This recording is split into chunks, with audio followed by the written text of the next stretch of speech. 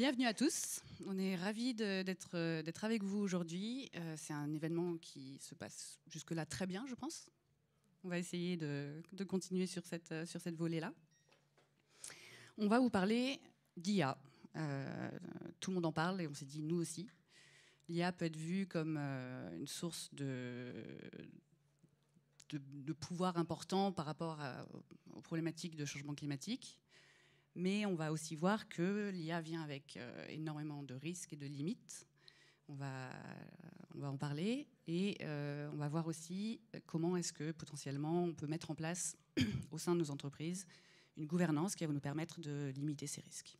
Donc on va partir de quelque chose d'assez haut niveau sur comment est-ce que l'IA peut nous aider, notamment avec Pierre-Étienne qui va parler d'un point de vue de journaliste, comment l'IA peut apporter aux journalistes une information fiable, partagée grâce à l'IA. Je vous présenterai après, en avant-première mondiale, un outil qu'on va sortir mi-juillet qui va aider les gens à mieux comprendre l'IA, avec un point de vue nuancé, loin des extrêmes. Et on finira avec Emmanuelle qui nous parlera comment elle met en place la gouvernance responsable au sein de RNCO. Je vous propose qu'on se lance avec Pierre-Étienne. Bonjour à tous, donc je suis Pierre-Étienne Pommier, je suis consultant en stratégie éditoriale, j'accompagne des entreprises et des médias dans leur réflexion sur le pilotage éditorial en lien avec les changements technologiques. J'ai lancé il y a 2 mois un site qui s'appelle Arago, qui est entièrement piloté par l'IA, qui couvre les élections européennes, et ça fait un peu plus d'1 an que j'accompagne Reporters sans frontières sur un sujet qui est comment aider les journalistes à utiliser l'IA pour mieux informer le public. Donc le lien avec le réchauffement climatique est qu'on a identifié assez vite parmi les acteurs une solution d'Equimetrix qui s'appelle le Climate Q&A, qui utilisait en fait l'IA pour aller chercher dans les données du GIEC, donc le consensus scientifique, des informations et à travers l'IA générative être capable de les transformer et de les délivrer. Donc en partant de ça, on a construit pour les journalistes, donc en lien avec Reporters sans frontières et les éditeurs, donc en partenaire on a l'APIG qui est l'alliance qui regroupe à peu près tous les éditeurs français d'information générale, nationale et régionale, pour construire un outil à destination de journalistes qui est soutenu par le ministère de la Culture, qui est un prototype. Et donc la promesse, c'est à partir de l'IA de constituer des bases où en fait on a récupéré les données du GIEC, donc que dit la science, on a ajouté des données juridiques, que dit le droit, donc les dernières lois votées, des données de politique publique, que dit l'État à travers le plan zéro carbone, des données de politique publique plus à destination des citoyens ou des entreprises, l'ADEME, et les contenus de la presse. Et l'objectif, c'est de fournir aux journalistes un outil qui leur permette d'interroger, d'avoir différents angles, différentes informations sur la question du réchauffement climatique, sachant que c'est très très haut dans leur demande. Aujourd'hui, en fait, on a interrogé les rédactions partenaires. La première demande des journalistes, quand il s'agit de faire des formations sur un ensemble de sujets, c'est les sujets d'environnement, qui sont à la fois des sujets hyper complexes, en fait, pour des raisons scientifiques, mais aussi pour des raisons réglementaires. Hein. Les sujets liés au climat, c'est souvent des sujets légaux. Donc on a une très très forte demande. Donc nous, on a une vision assez optimiste et positive de l'IA, qui est, on peut mieux informer les journalistes, enfin les journalistes en tout cas qui sont au départ en fait dans la chaîne de l'information, faire en sorte qu'ils aient accès à une information plus fiable, plus juste, plus argumentée aussi et aussi multiple, plurielle. C'est-à-dire qu'on voit bien que dans l'outil, on peut mettre en place les points de désaccord, des angles possibles. Voilà, donc ça c'est le côté positif du projet. J'ai une question. Tu parles de fiabilité de l'information. L'information n'est pas fiable sur Internet ? Alors, non, en fait, quand on cherche sur Google, l'information n'est pas fiable. Hein, tout le monde peut faire. Il suffit de connaître un sujet pour se rendre compte. Donc, la techno qu'on utilise là, c'est du RAG, c'est-à-dire qu'en fait, l'enjeu, c'est de constituer des bases de données d'infos fiables. Donc, en ce sens, par exemple, les rapports du GIEC, les 12 000 pages du GIEC, c'est très bien, et c'est très rare d'ailleurs, hein, parce que ça fournit un consensus scientifique. Pas la vérité, à nouveau, hein, mais un consensus scientifique. C'est vrai qu'on n'a pas des bases comme ça sur d'autres sujets. Un des enjeux de l'IA, c'est de constituer ça va être de constituer des bases en fait équivalentes à celles du GIEC. Enfin, c'est un travail colossal sur tous les sujets. Et donc le premier chantier pour l'IA et l'information, c'est la collaboration autour de sources, autour de données. Et là, on voit très très vite que ça coince parce que par définition, les journalistes ne partagent pas leurs sources. Collaborer, c'est pas évident. Et donc, on se heurte à un vrai problème industriel qui fait que, comme tu disais, si on veut que demain l'information soit fiable, il va falloir que les journalistes et les scientifiques mettent en commun un certain nombre de données, de méthodes. Et ça, si on ne fait pas ça, en fait, on est condamné en fait à avoir sur Google et dans l'IA générative et dans ChatGPT des informations erronées ou approximatives. On parle beaucoup de problématiques d'hallucination des LLM et de ces modèles-là. Est-ce que ça ne peut pas utiliser ces technologies pour chercher de la fiabilité, ne peut pas se retourner un peu contre nous? Alors, par design, les LLM hallucinent et ils hallucineront toujours. C'est d'ailleurs leur intérêt. Donc il faut apprendre j'ai envie de dire, à vivre et à travailler avec ces hallucinations. L'enjeu, en tout cas du point de vue des professionnels, alors c'est vrai pour les journalistes, mais c'est aussi vrai pour les juristes ou les médecins, c'est d'avoir c'est un enjeu déontologique. C'est comment est-ce que, et c'est un des enjeux du projet Spinoza mené par RSF, c'est de faire en sorte que les journalistes aient tous les outils, la formation, le bagage technique pour ne pas se faire halluciner par les hallucinations, justement. Et ça, c'est loin d'être gagné. On se heurte par ailleurs à un problème qui fait qu'au niveau économique, l'IA facilite générative grandement la production d'infos. Et donc la presse qui va mal, va aller encore plus mal, parce que demain, l'information ne vaudra plus rien. Et donc il y aura une espèce de course permanente pour fabriquer le plus facilement, le plus rapidement de l'information. Si on rajoute le fait que l'IA va s'introduire dans les moteurs de recherche qui vont devenir des moteurs de réponse, en fait, on ne pourra plus émerger. Donc c'est toute l'économie déjà fragile de la presse en ligne qui va s'effondrer. Et aux États-Unis, par exemple, Newswatch, qui est un institut qui veille à la fiabilité de l'information, a démontré que sur l'actu locale, qui est hyper importante pour l'info environnementale, c'est un des leviers qui va très mal aussi, il y a aujourd'hui plus de sites synthétiques que de sites réels, plus de sites entièrement fabriqués par l'IA que de sites réels. Et donc voilà, il y a 1700 sites qui sont totalement synthétiques qui concurrencent le Boston Globe. Et donc ces sites, ils racontent un peu n'importe quoi en fait. La réalité est qu'ils sont en pilotage automatique. Et ça, c'est très inquiétant en termes... voilà. Donc il y a un enjeu de production auquel on peut répondre si on soigne nos hallucinations, si on collabore. Mais après, il y a un autre enjeu qui va être un enjeu de distribution et qui est pour le coup un enjeu économique pour la presse, mais un enjeu démocratique en fait pour le grand public. Qui dans la salle pense qu'en France, on n'a pas d'articles rédigés par des IA? Non, ça va. Juste pour vérifier. Merci beaucoup. Est-ce que vous avez des questions pour Pierre-Étienne? Attendez, parce qu'on a besoin, on a besoin de micro. Merci. La question, c'est comment, en tant que journaliste, on peut vérifier derrière que c'est vrai? Parce que la petite expérience avec ChatGPT, je pense que tout le monde l'utilise. Et quand on connaît le sujet, on sait qu'on va mettre plus de temps à vérifier ce que lui a fait que de faire le travail tout le temps dès le départ nous-mêmes. Donc, en tant que journaliste, comment eux, avec la multitude d'informations, de ressources et de sources, comment ils peuvent vérifier sans être avec le temps très limité? Merci. C'est ce que permet de faire la technodrague, c'est-à-dire que globalement, on n'interroge pas l'IA générative globale, on demande à l'IA de travailler sur des sources et des bases qu'on a nous-mêmes vérifiées. Donc le travail, finalement, n'a pas changé. C'est-à-dire que ce travail fondamental, c'est de constituer des sources fiables et d'aller les valider. Et en ce sens, l'IA ne change rien. Et l'urgence qu'on a aujourd'hui à produire de l'info pour être le premier et tout ça, et les dérapages qu'il peut y avoir avec l'info en continu, les réseaux sociaux, c'est pas lié à l'IA. Donc ça peut être une chance si on se dit que si on veut vraiment travailler, faire vraiment bien notre job, il faut qu'on revienne à la base, c'est-à-dire c'est quoi les faits et les qualifier techniquement, structurellement, écologiquement même, on pourrait dire, pour les restituer dans un écosystème où on peut les utiliser de manière fiable. C'est vraiment ça le travail de base. Et ces outils citent les sources. Donc, quand la solution va écrire la réponse à la question, il va mettre la source et pouvoir vous permettre de cliquer pour aller vérifier aussi vous-même et pas perdre le temps d'aller chercher dans tout le document. Sinon, il y avait une deuxième question, oui. Je suis désolée, oui, il faut un micro. Oui, c'était par rapport à votre dernière remarque sur le nombre d'articles.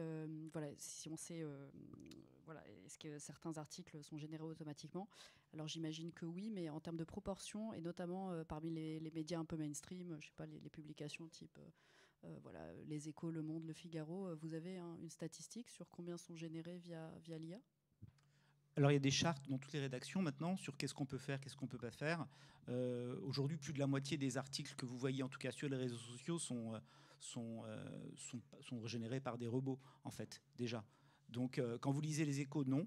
Mais c'est le cas. Donc, tous les gros sites aux États-Unis gratuits, ce qu'on appelle les pure players, BuzzFeed, tous ces sites-là sont en fait 90%. D'ici 2 ans, je pense que 95% de l'info que vous cherchez aujourd'hui sur Google, sur laquelle les gens cliquent, qui est une information moyenne, sera générée par des robots. Donc, ce qui va poser un problème, même pour des sites sérieux comme Le Figaro, parce qu'une partie de l'info, genre je cherche des recettes de cuisine, du voyage, enfin ce qu'on peut appeler lifestyle, de l'info cool, en fait, les gens vont être adressés vers d'autres types de sites. Et donc, il y a une espèce de concurrence un peu infernale là, qui est en train de se mettre en place, qui va se faire au détriment de la qualité de l'information, probablement. Voilà, on va continuer sur la partie risque. Donc moi, je suis Annabelle Blangerot, je lead la practice IA responsable chez Equimetrix. Equimetrix, on est une boîte qui faisons des solutions d'IA pour des entreprises de différents secteurs, différents types d'IA pour optimiser des choses ou prédire des choses. Et donc, moi, je travaille sur comment est-ce qu'on va implémenter ça de façon le plus responsable possible, en faisant attention aux biais, en faisant attention à l'interprétabilité, à la robustesse en production, etc., etc. Et je voulais donc vous présenter Claire. Claire, c'est une nouvelle IA. C'est à vrai dire un système multi-agent. Donc, il y a plusieurs agents. On va dire on en a 3. Ouais, très bien. Merci. Nous avons Ada, qui est une spécialiste technique en IA et en data science. Nous avons Norma, qui est plutôt une spécialiste sur la législation autour de l'IA et qui connaît très bien l'IA Act, entre autres. Et on a Sophia, qui est plutôt sciences sociales, éthique. Et si on pose une question, par exemple, on y va, quels sont les risques de l'IA? On va avoir en parallèle les 3 qui vont nous donner des réponses suivant leur point de vue respectif, leur expertise. Donc ça fait beaucoup de contenu d'un coup. Mais là, on voit qu'ils font des recherches dans des bases de données. Donc chacune a accès à des bases de données différentes. Donc Norma, c'est les textes de loi. Sophia, ça va être beaucoup de livres blancs de différents instituts. Et Ada, ça va être des choses beaucoup plus techniques. Et dessous, Claire va résumer tout ça dans une seule réponse qui va englober ces 3 points de vue. L'objectif, c'est de se dire, toujours un peu cette idée de désinformation, on entend un peu de tout sur l'IA, à la fois ça va sauver l'humanité, et à la fois ça va être la fin de l'humanité. Et il nous manque un peu un discours un peu plus nuancé, plus complexe, mais pas forcément compliqué, mais qui donne différents points de vue. L'IA n'est pas qu'un problème technique ou qu'une solution technique, suivant comment on voit la chose, mais ça l'est quand même. Mais c'est pas qu'un problème social non plus, mais ça l'est quand même. Et c'est pas qu'un problème de régulation, mais ça l'est quand même. Donc comment intégrer un peu tous ces points de vue? Et pour le coup, petite question pour toi, elles citent leurs sources, les 3, je dis elles, parce que j'ai l'impression que ce sont c'est très féminin. Des prénoms féminins. C'est très très féminin tout ça, absolument. Donc on a les sources là qui sont derrière. Donc on va avoir Ada qui va aller chercher dans les standards. On a Norma qui va aller chercher dans différents textes de loi qu'on a compilés. Et à droite, on a les livres blancs de différents rapports aussi. Donc on a cette option-là et on peut poser des questions à un seul des 3. Donc, par exemple, si on veut poser une question sur l'IA Act à Norma, la différence entre provider et deployer. Ouais. Je ne sais pas si vous êtes frotté à cette question. Est-ce que des gens ont commencé à se préparer à l'IA Act? Est-ce que quelqu'un l'ont lu? Oui, il y a des gens quand même qui... C'est pas la majorité. Hein. Donc il y a une différence entre provider, c'est les gens qui font les systèmes d'IA, et deployer, ça va être les gens qui vont les utiliser. Pardon, je ne suis pas très douée avec une seule main. C'est bon, j'y arrive. Ouais. Oui, mais c'est juste que je parle franglais et Claire aussi, donc ça va. Donc on va avoir sa définition en expliquant les différentes définitions d'un côté comme de l'autre, les définitions et les responsabilités à mettre en place, et les principales différences qu'on trouve. Est-ce que vous voulez qu'on pose une question à Claire? Est-ce que quelqu'un a une idée de question?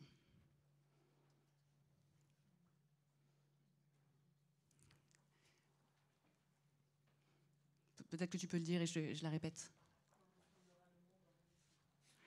À quoi ressemblera le monde en 2050? Oui, commençons par juillet.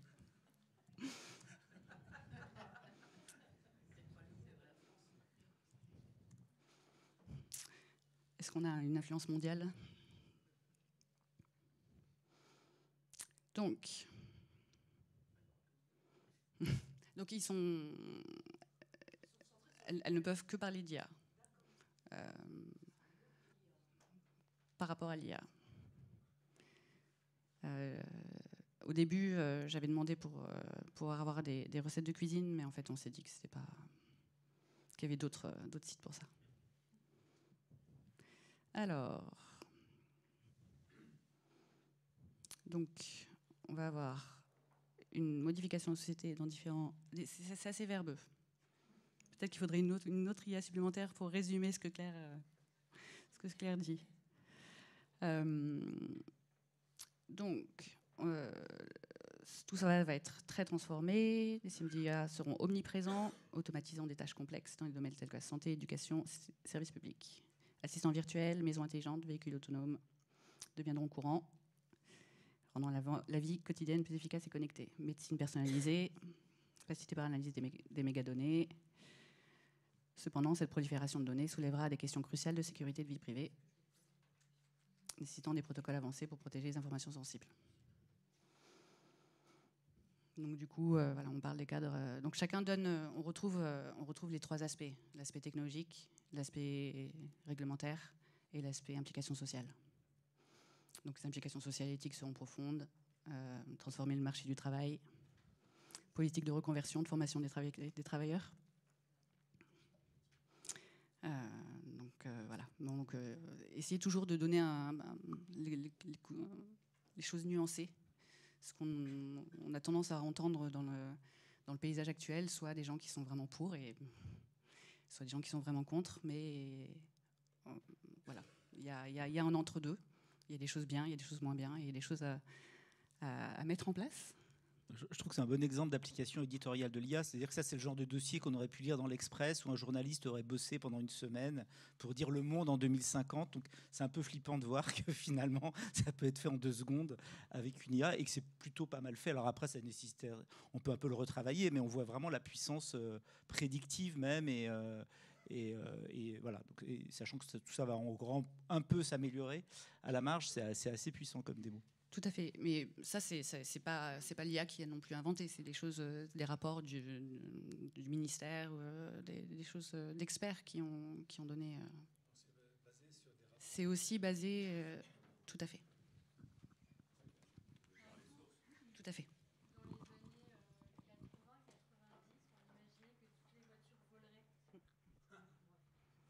Je recommence.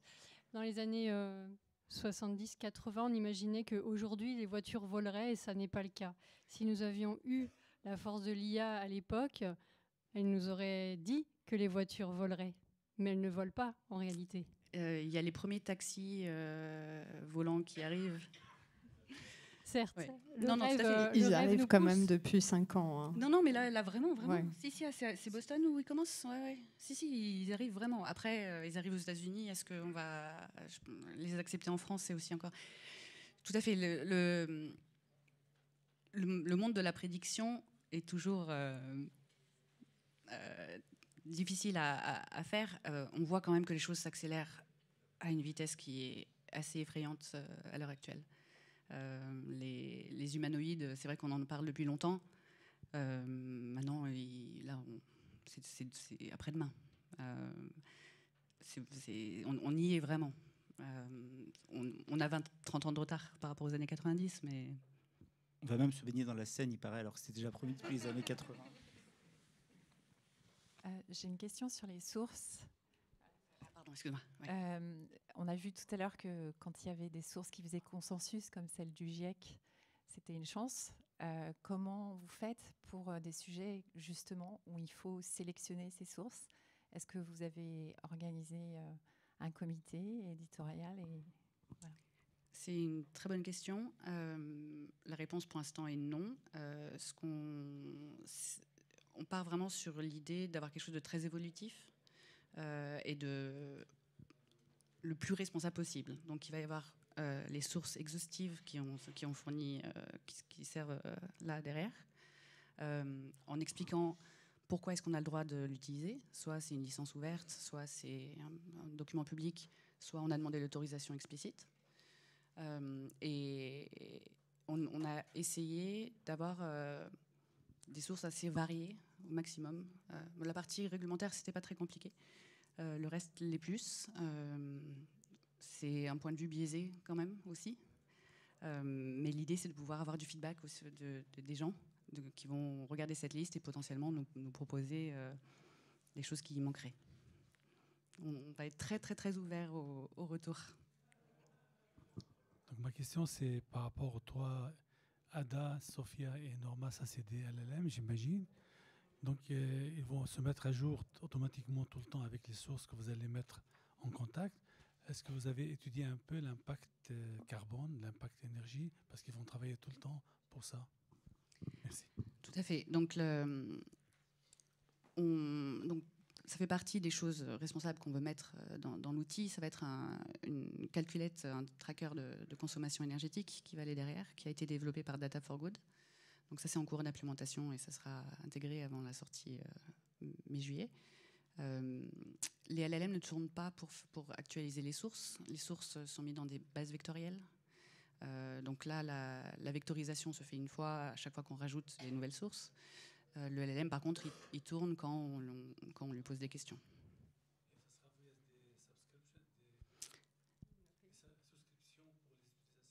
Non, ça va être ouvert à tout le monde.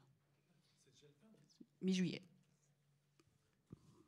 Je me permets, du coup, cette question de source, elle est vraiment très intéressante, mais il faut, je crois, remettre à la base l'utilisation des LLM, et ils sont pas là pour prédire ce qui va se passer dans le futur, mais pour prédire quel est le mot qui va arriver après celui d'avant. Donc du coup, demander ce qui se passe en 2050, c'est juste demander quelles sont les sources qui parlent de 2050. Tout à fait. Et dans ces sources-là, qu'est-ce qui est dit? Et donc c'est un formidable, moteur de recherche pour des sources qui sont fiables et sûres. Et en ça, effectivement, plutôt que de parcourir les 12 000 pages du GIEC, on peut directement accéder à l'information qui semble fiable et intéressante. C'est tout à fait. La partie hallucination, oui, est beaucoup liée à ça. C'est que la façon dont ces modèles fonctionnent, comme vous l'avez dit, c'est le modèle cherche à prédire le mot suivant le plus probable. Et c'est pour ça qu'on les voit un peu écrire aussi comme ça. Et donc, si c'est pas, ou s'il a trouvé sur Internet, parce que les LLM ont été ont appris d'Internet avec le tout venant. Et donc, du coup, oui, il y a une capacité à dire un peu n'importe quoi. Je ne sais pas si vous avez joué un peu au début, juste à demander ma biographie. Donc, moi, je m'amusais un peu tous les matins. Et tous les matins, j'avais eu une vie différente. Et je trouvais ça très intéressant. Toujours formidable. Toujours très, très, très, très positif. Oui. Pardon. Oui. Merci. est-ce que ce type d'outil peut un jour tester la fiabilité des sources? C'est-à-dire vous proposer de nouvelles sources dont il aura qualifié la fiabilité? C'est tout à fait envisageable. C'est tout à fait envisageable. Vous travaillez dans ce sens-là parce que ce serait intéressant pour vous de faciliter le travail, d'avoir des... Tout à fait. C'est vrai que c'est un sujet cette désinformation et c'est quelque chose qui est extrêmement important. Je pense que tout à fait. Voilà, donc il y a encore du travail. Il y a encore énormément de travail sur aussi les biais. C'est des choses aussi qu'on va intégrer à l'outil, la mesure des biais à la fois dans les sources documentaires et sur les sorties. C'est biaisé. On est d'accord que on est totalement woke. Il n'y a pas tous les points de vue. Il n'y a pas de point de vue qui contredit l'aspect éthique. Mais on va essayer de mesurer un maximum de choses et d'améliorer l'outil. Et que l'outil sache s'améliorer aussi, vous proposer des améliorations. On peut lui demander. Ouais, ils ne sont pas mauvais pour s'auto-évaluer si on leur demande. C'est ça qui est intéressant. C'est-à-dire qu'une fois qu'on a une réponse, on peut se dire mais quels sont les points, les angles morts, mais en quoi c'est critiquable. Voilà. Donc tant pour les sources que pour... si on l'utilise bien, fait partie aussi de l'éthique déontologique des journalistes, c'est de développer l'esprit critique. Et là, l'IA peut vraiment... c'est un muscle en fait qu'on peut activer. J'aimerais qu'on passe à Emmanuel. Je vais te laisser te présenter rapidement. Oui, bien sûr. Bonjour à tous. Ravie d'être là. Emmanuel Bernardin. Donc moi, je suis chez Rothschild & Co, à la direction digitale Rothschild & Co, qui est une direction groupe. Donc juste pour faire une petite présentation rapide, on couvre 3 métiers dans les services financiers, donc la banque d'investissement, le private equity et puis la banque privée et l'asset management. En réalité, presque 4 métiers, avec une dimension assez internationale, très internationale, et une entreprise qui est de taille, on va dire, on est 3600 dans le monde, donc ça reste une grosse PME. Voilà, Annabelle m'avait proposé d'intervenir en me disant que cette intervention était un petit pas de côté, peut-être par rapport à ce que vous auriez entendu aujourd'hui. Et donc en particulier, tu m'as demandé de raconter un petit peu la manière dont on s'était organisé autour de l'IA et plus spécifiquement des risques liés à l'IA. Donc moi, ça fait un an et demi maintenant que je dirige au sein de Rothschild & Co cette initiative qui est née par la Generative AI, qui s'étend progressivement à l'ensemble de l'IA. On voit apparaître dans nos métiers de plus en plus de besoins, alors qui sont pour le moment, pour nous en tout cas, moins orientés vis-à-vis de nos clients, et d'ailleurs on se l'interdit un petit peu, mais déjà pour l'interne, en fait, pour nos banquiers d'affaires, nos banquiers privés, également pour nos fonctions support. Nos fournisseurs proposent de plus en plus, et là c'est vraiment en train d'exploser ces derniers mois, enfin tous les nouveaux projets qui arrivent sont systématiquement tagués IA. On développe nous-mêmes en interne des produits, donc on a notre RAG sur nos données internes pour justement protéger la fuite de données dans notre environnement privé, alors qu'il reste cloud mais privé. Et puis il y a aussi les outils publics en fait que nos banquiers utilisent de plus en plus, sur lesquels on s'est un peu échiné à proposer des règles du jeu. Bon, on ne sait pas toujours si elles sont bien respectées, mais en tout cas, on leur dit de surtout ne rien mettre de confidentiel pour réentraîner des modèles publics. Voilà.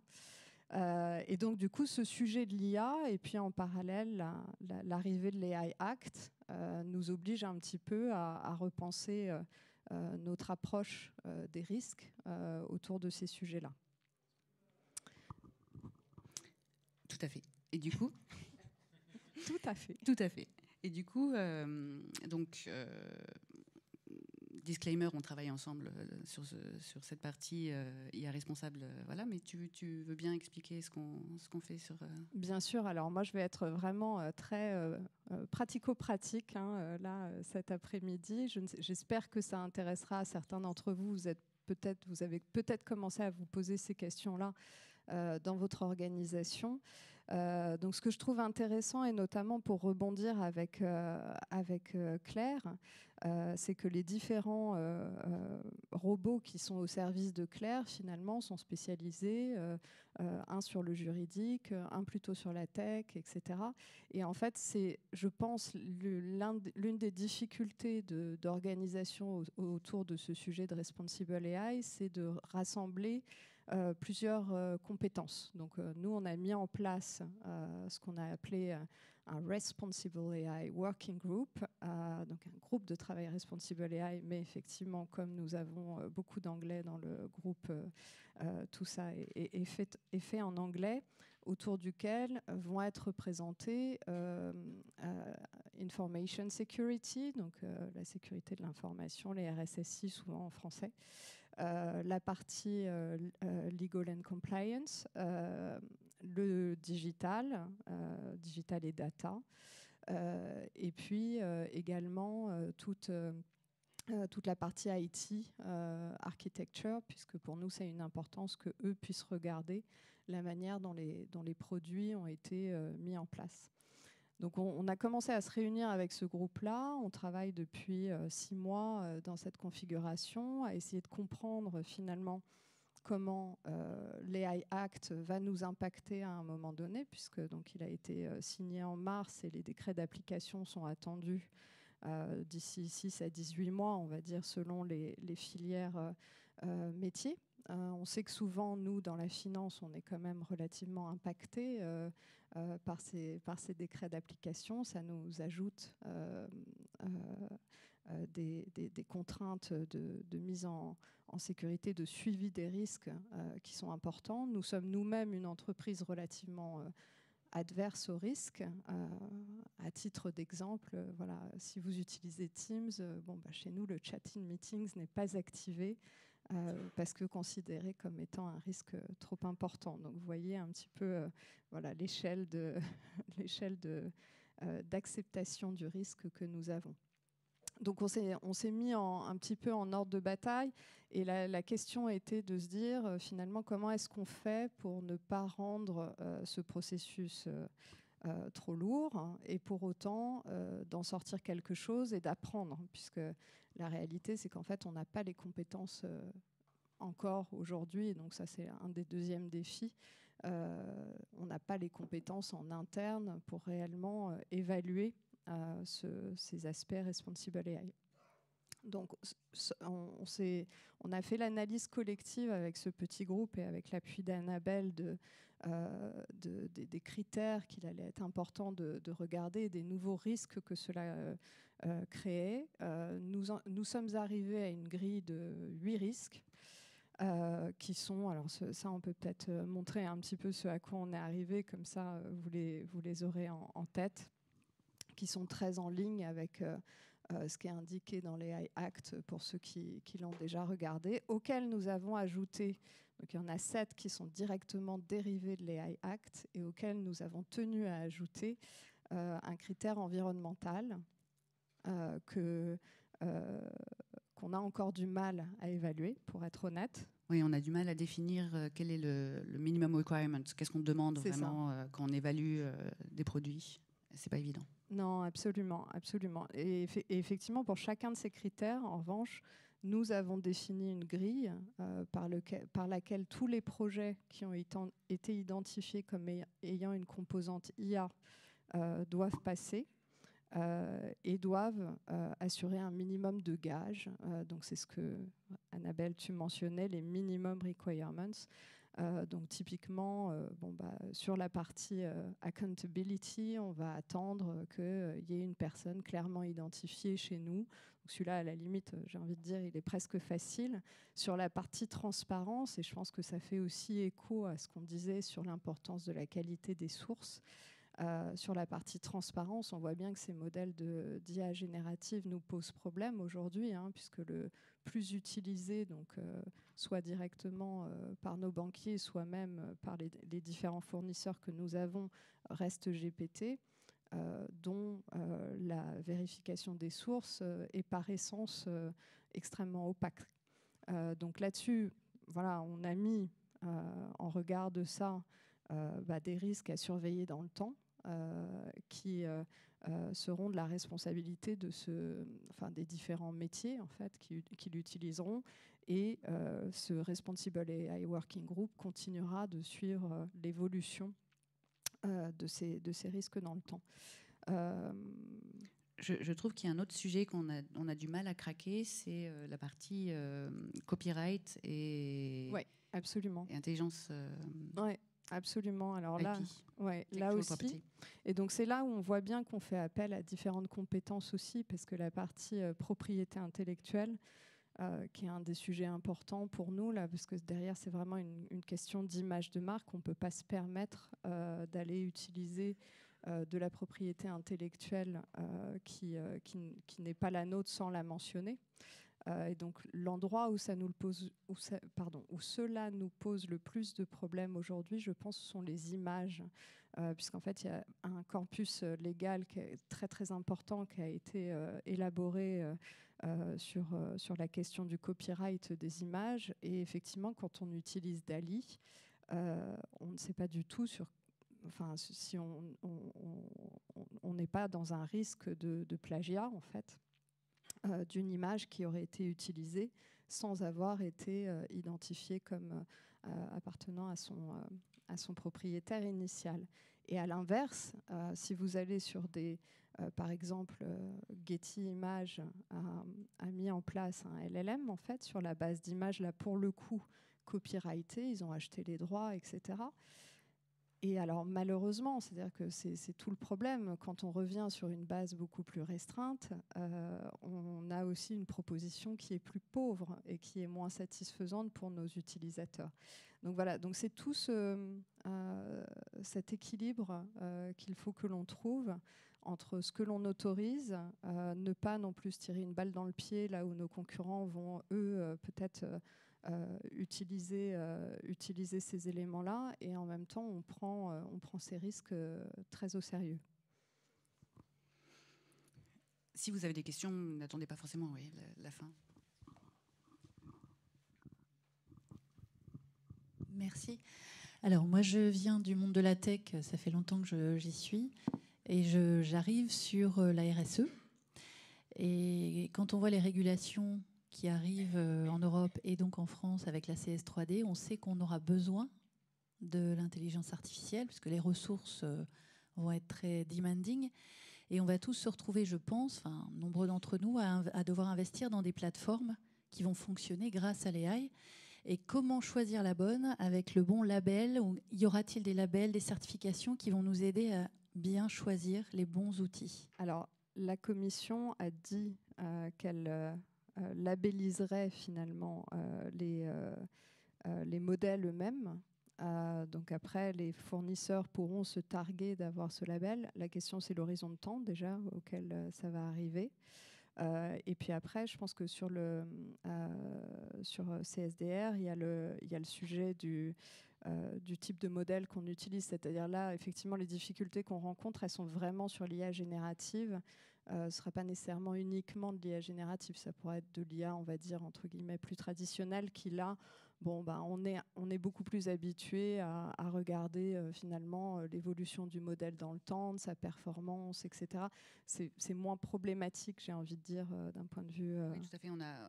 Il y a un des gros problèmes avec l'IA générative, c'est comment est-ce qu'on mesure la performance. C'est très complexe parce que c'est du texte, donc du coup, souvent la performance, c'est la satisfaction de l'utilisateur. La validité, on peut la mesurer, mais il faut pour le tester, il faut qu'on définisse ce qu'on appelle des golden questions, donc se dire voilà les questions principales auxquelles je veux qu'il réponde, voilà la réponse que j'attends, et on mesure la distance, la différence entre. Mais voilà, l'IA classique, on a un chiffre, on a un autre chiffre, on calcule l'erreur entre les deux et on a notre mesure de performance, c'est beaucoup plus gérable. Par rapport à la question sur la certification, ça va prendre du temps. Il y a beaucoup des commissions qui sont en train de se mettre en place. La France, notamment, n'a pas du tout les moyens de faire des audits techniques au niveau attendu. Et on est encore loin d'avoir des choses... donc, Equimetrix, on a été labellisé par Label IA, qui est une association qui permet voilà, d'évaluer un peu les process qu'on met en place. Il y a des choses qui commencent à arriver, mais on est encore très très en retard.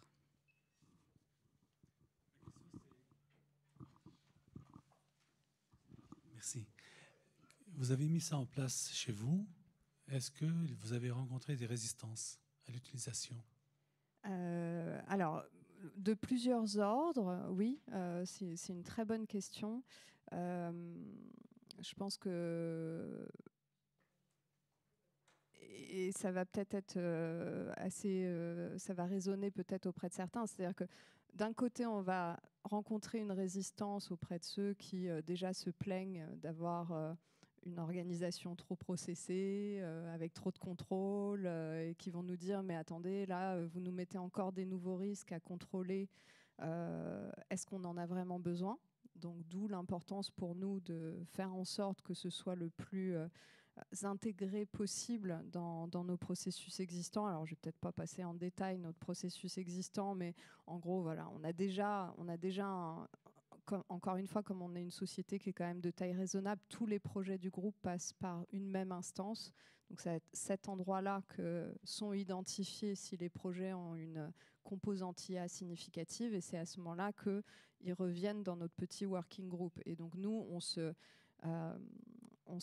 met un point d'honneur à ne pas être bloquant dans le dispositif et à être peut-être même les premiers à répondre en fait dans toutes les due diligence qui doivent être opérées, que ce soit encore une fois legal, infosec, ITsec, etc. Donc ça, oui, je pense que c'était la première résistance. Et à l'inverse, j'ai envie de dire, il y a l'autre force très très forte chez nous, qui est la force du process. Et donc là, on est un peu au milieu du gué, c'est-à-dire qu'on a mis en place et on est à nos premiers tours d'évaluation. On en est à 13 projets évalués, ce qui, chez nous, en fait, est assez significatif. On en est là à 2-3 par toutes les quinzaines à peu près. Donc c'est quand même assez significatif. Et à l'inverse, on est un peu au milieu du gué parce que derrière, notre fonction risque attendrait à ce que nous mettions en place vraiment l'ensemble du corpus avec une policy, des standards, etc. Ce qu'on n'a pas encore fait. On est encore un petit peu au milieu du gué là-dessus. Je ne sais pas si ça répond. Ça répond, mais est-ce qu'il y a un sponsor de haut niveau qui, quelque part, pas impose, mais au moins qui pousse vers l'application et l'implémentation? Oui. C'est très collégial chez nous. Voilà, la décision a besoin d'être portée et approuvée du plus grand nombre. Donc c'est très collégial. Je sais pas si... Ouais. Le collège, il est fait de gens de l'IT, de gens des métiers. Les deux. Enfin les trois. C'est-à-dire qu'on a une instance qui s'appelle l'OPCO chez nous, l'Operational Committee, qui regroupe à la fois des représentants du business, des représentants des fonctions support. Et donc dans les fonctions support, il y a l'IT, la communication, les RH, les risques, etc. Donc c'est ce collège-là d'une vingtaine de personnes à peu près, hein, c'est quand même assez grand, qu'il faut arriver à convaincre. Non, pardon, qu'il faut convaincre pour mettre en place tout ça. L'évaluation, pardon, désolé. Alors l'évaluation, là pour le coup, c'est une plus petite audience. Donc le métier est impliqué pour venir présenter son projet, mais en revanche, il y a une composante, on va dire, digitale qui est représentée par moi. Il y a le Responsible AI qui est représenté par Annabelle, Legal, Compliance et Infosec et l'IT.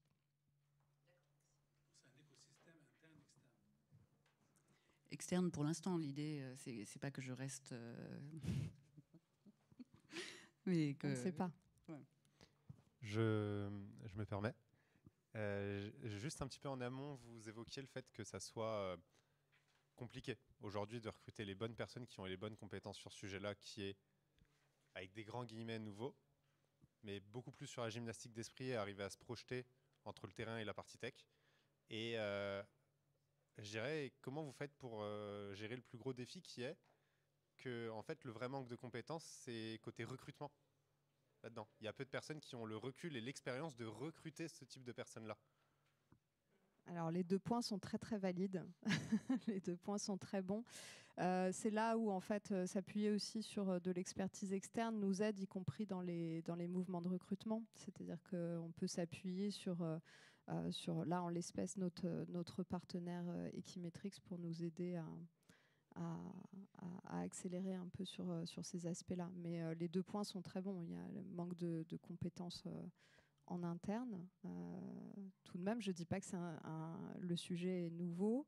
Je dis qu'il y a un manque de compétences en interne. Et c'est vrai, on a commencé on a travaillé sur des fiches de poste, mais il y a pas encore énormément de gens qui sont... Oui. Et on a vraiment cette... il y a des gens de la partie légale qui se forment de plus en plus. On a des gens qui sont extrêmement intéressés et qui se forment eux-mêmes et qui cherchent à monter en compétences. D'un point de vue digital aussi, mais souvent il manque ce lien entre les deux. Cette traduction du légal en pragmatique.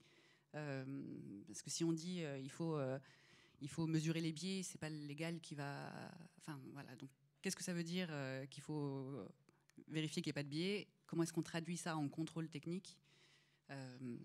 Et peut-être juste pour compléter sur votre point qui me fait penser par esprit d'escalier à un autre point extrêmement important qui est que la vocation de ce petit Responsible AI Working Group, c'est également d'aller essaimer un peu en interne et d'avoir un rôle d'éducation du reste de l'entreprise sur ces sujets-là. Typiquement des porteurs de projets. Tout à fait. Et c'est vrai qu'il y a aussi toute la partie training en interne, au prompting pour les employés, l'écriture des do's and don'ts. Enfin, il y a eu toute cette partie aussi awareness et training importante. Oui. Bonjour, merci du partage. Pardon, ce matin, il a été dit que, vu le péril dans lequel on se trouve, il fallait prendre nos décisions, qu'elles soient politiques ou business, à l'aune de... Enfin, ce qu'elles apportent à la réduction de l'empreinte. Donc, du coup, moi, je me demandais, en fait, quels sont les domaines, à votre connaissance, sur lesquels l'IA a le plus d'impact en matière de réduction de notre empreinte écologique. L'IA est très, très bonne pour plein de choses, mais 2 particulièrement. Une, c'est la prédiction, la prévision, essayer de prédire les choses, et 2, d'optimiser. On voit qu'il y a beaucoup d'applications. J'étais à un congrès scientifique sur le changement climatique et l'intérêt du machine learning et de l'IA là-dedans.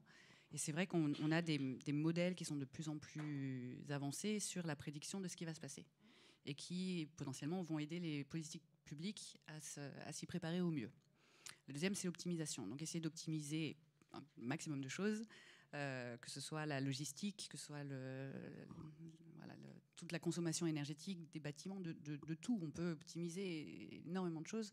En plus, ça marche plutôt bien parce qu'en général, ça nous fait aussi économiser de l'argent. Donc, c'est assez facile à convaincre les entreprises de le faire.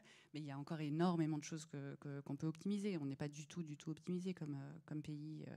Donc, moi, je commencerai par là. Bonjour à tous. Dans la veine de cette question, en fait, on retrouve l'IA sur les mêmes enjeux que l'IT. Il y a l'IT for Green et Green IT. Donc, l'IT est à la fois la solution et aussi part du problème. Et justement, pour entraîner tous ces modèles d'IA, les LLM, c'est extrêmement consommateur de data center, de compute, storage, donc le refroidissement data center, où est-ce qu'on les place, etc. L'extraction des matières premières, dont tout ce qu'on a parlé ce matin. Donc, comment on maîtrise ça, en fait, lié à la fois à la solution pour l'optimisation, la prédiction, mais en même temps... Je peux pas faire du Macron, mais à côté, c'est aussi une part du problème, quoi. Complètement, tout à fait. Donc là, on a une partie de l'équipe AI for Sustainability. Donc comment on utilise l'IA pour... voilà. Et moi, je suis plutôt du côté Sustainable AI. C'est un énorme point. Comme beaucoup de choses, la première chose à mettre en place, c'est des mesures. On ne sait même pas. Il y a très très peu d'études vraiment là-dessus. On ne sait pas vraiment combien ça consomme. Par contre, ce qu'on sait, c'est qu'il est prédit que l'IA augmente notre production entre 3,5 voire plus dans les années à venir. Et ça, on mesure beaucoup plus l'impact écologique de l'augmentation de productivité. Donc, ça va être beaucoup de choses. Ça va être essayer de mesurer, essayer d'être un peu frugal. Et là aussi, il y a beaucoup de travail en ce moment sur qu'est-ce que c'est que l'IA frugale. C'est pas simple. Voilà. Et aussi, c'est pourquoi est-ce qu'on va utiliser l'IA? Est-ce que c'est pour de l'optimisation, pour essayer de réduire l'impact de l'entreprise, ou est-ce que c'est pour augmenter la production et la vente de choses? Donc, je pense qu'il y a du travail à faire à tous les niveaux, mais c'est beaucoup l'utilisation de l'IA qui va être importante. Ouais. L'atelier d'après, c'est mon boss. Alors, je pense que je vais peut-être pas. Je pense que c'est là. Ouais. Peut-être une dernière, t'es d'accord, Laurent? Je vais juste apporter une réponse à la question d'avant sur l'usage et possible des LLM et donner aussi un petit message d'espoir. Et ça rentre dans la deuxième catégorie que vous avez citée tout à l'heure, c'est vraiment de l'optimisation. Donc moi, je travaille à l'INRIA, qui est l'Institut national de recherche. Donc on fait de la recherche en machine learning, en IA. Et on travaille depuis 2019 avec RTE, qui gère le grid électrique français, pour trouver des solutions d'optimisation pour l'intégration des énergies renouvelables qui posent des vrais problèmes de stabilité du réseau, pour atteindre les objectifs 2030-2050. Donc pour répondre à cette question, c'est un très bon usage, là pour le coup. Et donc l'idée, c'est d'utiliser ce qu'on appelle des agents d'apprentissage par renforcement, qui ont été utilisés par DeepMind pour faire des scores incroyables sur des jeux vidéo ou battre le meilleur joueur de Go au monde. Sauf que là, le jeu vidéo, c'est un simulateur du grid électrique français. Le but, c'est d'intégrer de plus en plus d'énergies renouvelables et de se passer autant que faire se peut des énergies fossiles qui ont une propriété intéressante, c'est qu'on peut les allumer, les éteindre quand on veut. Alors que les renouvelables, elles produisent quand il y a du soleil, quand il y a du vent, et pas que quand les gens demandent de la consommation. Donc c'est un usage qui est plutôt positif et bénéfique, mais qui n'est pas facile à mettre en place. Et voilà, c'est pour ça qu'il y a de la recherche. Et on commence à être à la phase où on passe de la recherche à l'implémentation. Merci beaucoup.